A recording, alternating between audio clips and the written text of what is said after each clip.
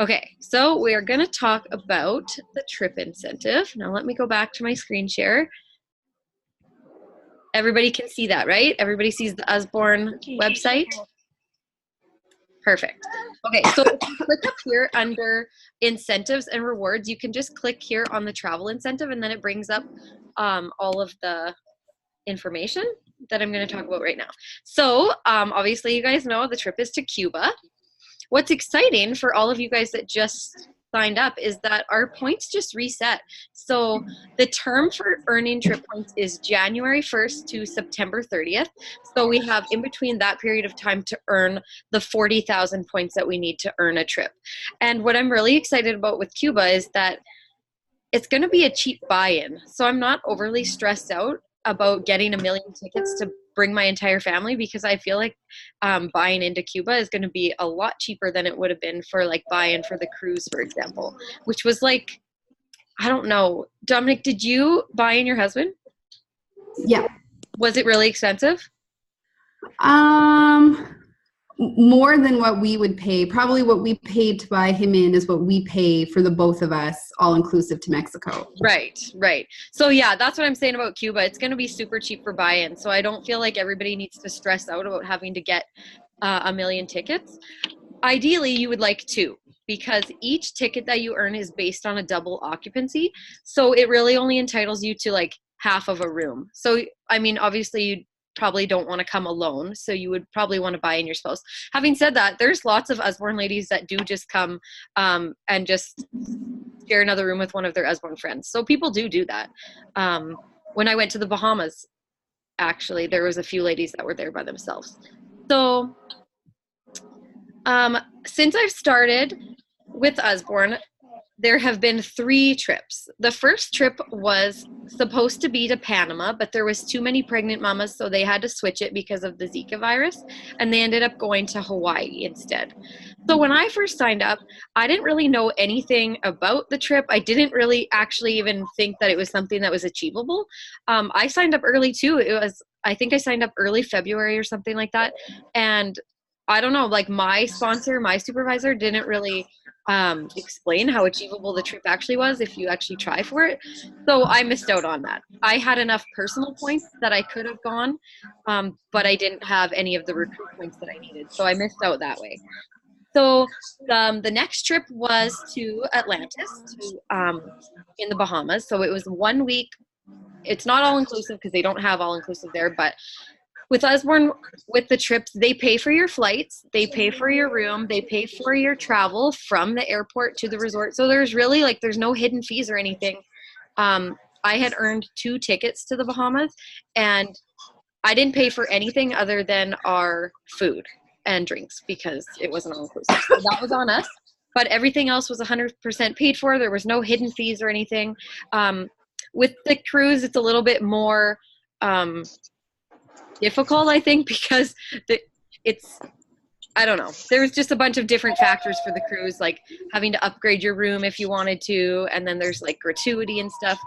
So that's different than what we have to worry about with Cuba, because it's just going to be straight, all-inclusive to the resort, no hidden fees. It'll be Sorry, I'm just going to mute you guys, and then if you want to talk, you can just unmute yourself. You just got us muted. I don't know why. It won't let me mute anyway. Okay, whatever. Anyways. Got us muted. My computer's being so weird. So let's talk about the points. Let's figure out what you need to know how to get them. So, like I said, you have between January 1st and September 30th to get the points. And it's based on your personal sales and also your recruit sales. So you get 1 travel point for every $1 in personal sales you get between that period, January 1st to September 30th, you get 1 travel point. Then you also get 2 travel points for every $1 in your new recruit sales. So new recruit is anybody that's joined your team since October. I don't know why that's the way it works, but anybody who signed up, if you look down here, between October 1st and September 30th. Those are the people who count for your recruit sales. So right now, between January and March, you actually get extra points. So you get 3 points for every dollar in new recruit sales. And then you also get 1,000 points for every silver new recruit that you have. So anybody who you sign up between October and the end of September who hits silver in their quick start period, which is $1,000 in sales. So you get 1,000 points for that. You get extra points for promoting out supervisors. If you promote to supervisor as yourself, if you promote out a supervisor below you, those are the different ways that you can earn the points. You have to have a minimum of $5,000 in personal sales and $5,000 in new recruit sales per ticket. So for your first ticket, you need 40,000 points. After that, for any other tickets that you're earning to bring your spouse or whoever you might want to bring, it's just 30,000 per additional ticket. So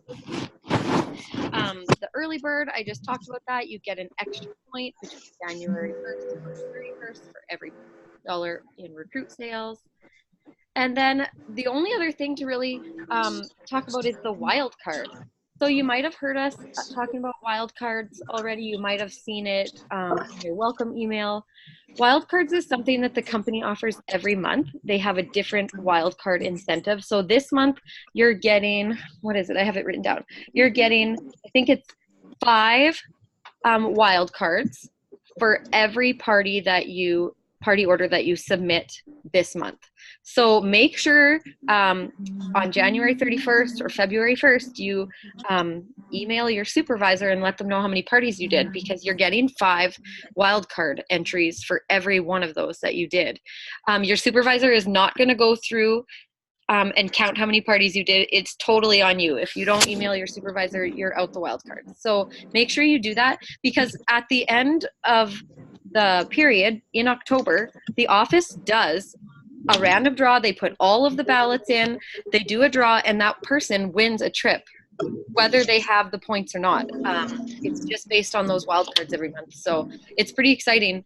You can really just earn a trip for submitting party orders, or they just have different incentives every month to get it. It might be for attending a training like what we're doing right now. You'll get them. It changes every month, but that's what it is now, is for submitting party orders. So other than that, there's not a whole lot to say. There's just, those are the requirements. That's how you do it. I'll go through the terms and conditions really quickly. The trip is always in April. It's always been, since I started, it's always been in April. Why? I don't know. I think that's probably when it's like the cheapest time for the company to pay for everybody to travel. You have to be an active consultant. For example, if you were to win that wild card, but you're not an active consultant anymore, they just pick a new name. You're out. So you want to make sure you stay active. That's $500 in sales every 6 months. It's pretty easy to do. That's 1 or 2 party orders. I always just tell everybody to just try and get a couple parties in every month, and then you don't really have to worry about it. Number 3 was the accommodation. I already talked about that, how it's based on double occupancy. So 1 ticket is worth half of a room. And then you can choose to buy people in or share. Number 4 is talking about if you do earn the trip incentive and you decide that you can't go, or you choose not to go, or you can't afford to buy somebody in, so you don't want to go yourself, you don't get any compensation for it. You take the trip or you get nothing, kind of thing. I do personally wish that was different, but that's just the way it is. So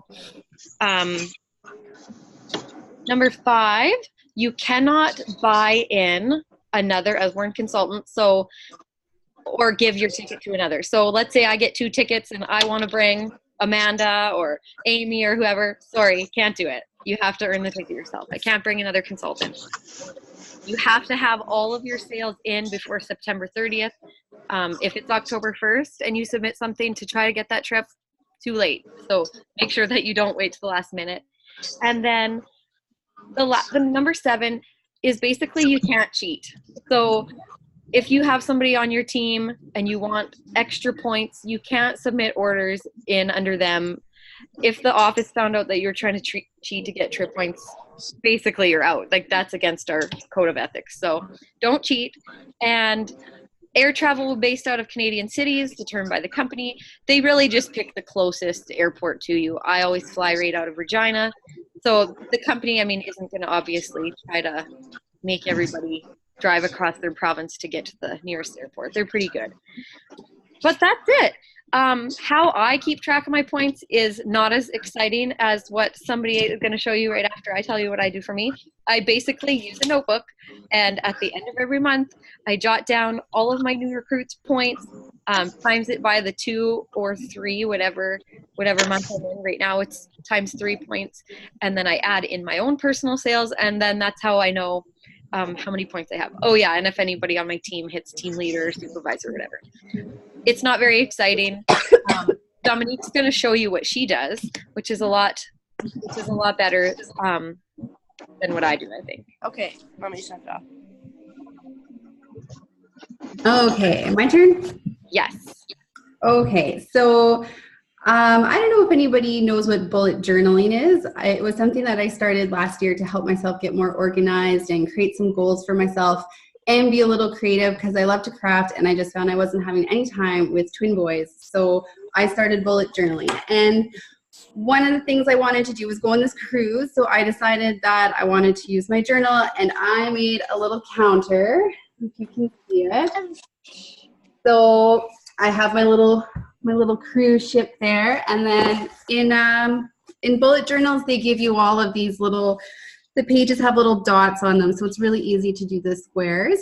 So I just broke it down into $50 points, and then at the bottom here, I kind of had a tracker to see for my personal sales and my recruits' personal sales. And at the end of every month, I just colored it in, and it was really fun. I love to check off boxes when I get things done, so this was kind of what I did. This was for, obviously, last year. And I made a new one for this year. It's not as, well, it's kind of about the same. So I love it. Yeah, I kind of copied it a little bit, Cuba. So I've already started kind of tracking just to show you guys that I put in a couple party orders in that. And then at the end of the month, I'll put in the rest. And then at the bottom here, I just wrote all of my little points legend because I was always going back to the website, and that's annoying. So it's just in my notebook, and I have it with me, and I can look at it all the time. I know some people like vision boards and have things up to look at, and I look at all the time, and I'm counting my points, and I'm tracking them down, and it just gets me really excited to go. It's funny. I keep at convention when they give you the little flyer that tells you what the trip is and the points and stuff like that. That stayed on my fridge. It's still on my fridge, the cruise one. So every day when I'd walk by the fridge or I was in the kitchen, it's right there. There's the cruise ship staring in front of me, motivating me and exciting me. The trip has always been my motivator. Ever since I realized how achievable it was, that's my goal. So when I was in convention and they announced that the trip was to Atlantis, the people sitting next to me, I was like, I'm going. Like, I have to go. We have never traveled, but that was the only place that we had ever said we wanted to go. Atlantis was on our list, the only thing on our list that we were like, oh, we got to get there someday. And when I seen that I had the opportunity to get it for free, I'm like, I am so going for that. So it's hugely motivating when it's something you want to do. Cuba, I don't know anything about Cuba, but now I have the travel bug. So I'm like, it doesn't matter where the trip is. I just want it. And I know lots of you are brand new, and the thought of probably having to like go out and recruit is really scary. You don't need to have 1 million people on your team to earn the trip. Like, even just a couple people under you steadily selling, those points really do add up. So I would encourage you to just put it out there that people can join your team. Don't feel stressed out about having to train them, because that's our job. That's our job as a supervisor, is to help all the new team members just as much as we're helping you. So if Cuba is something that interests you, I would definitely just put it out there and see if you can get some people to join your team. You guys, I know most of you that are here right now joined on the kit sale, and the kit sale is always a really great deal. But even the $79.95 kit price that we have every month is amazing. I mean, you're still getting over $200 worth of books, and it's still a great deal. So I really do think that if you want to do the Cuba thing, go out and just start trying to build your team now. That's it. Does anybody have any questions? Nope. Does anybody want to go to Cuba with me? Because I'm going. I already decided. Yep, I'm coming too. Yay. You know, the trip isn't like you don't have to hang out with other Usborne people, but when we went to the Bahamas, we did. Like we barely spent any time by ourselves because it's just so much more fun. Um, I feel like my Usborne people are like my closest friends and my family. And so it's just fun being able to go on a trip and hang out with them. This trip on the cruise, I'm taking all my kids. So it's going to be a little different feel. And then I haven't decided yet about Cuba if I'm bringing them or not. So I'm kind of just waiting to see how the year goes to see if they're coming. Well, actually, we'll see how this trip goes and see if they're travel worthy because my kids have never been on a plane and we'll see how that goes because I might not want to bring them. Yeah, this will be the first trip away since before I was pregnant. So we are leaving the boys at home and going, and it's going to be awesome. It was great. I'm so glad that we didn't bring our kids to the Bahamas. We didn't strictly because it wasn't all inclusive and it was really expensive for food. So that's the reason that we didn't bring the kids to that trip. But with the cruise, we just really wanted to do something as a family. I worked my ass off last year. I earned 5 tickets. So all of us are going for free. And actually the travel agent was really amazing. She agreed to let us fly in early. So I'm taking my kids to Disney World for 4 days before we leave on the cruise because when else are you going to fly all the way to Florida for free? So I'm like, we have to do that. It just doesn't make any sense not to take advantage of this. So my kids are getting 2 trips in one really. So I said, I don't feel bad if they don't come to Cuba because they're already getting spoiled beyond belief. But that's it. That's all. I'm going to stop the recording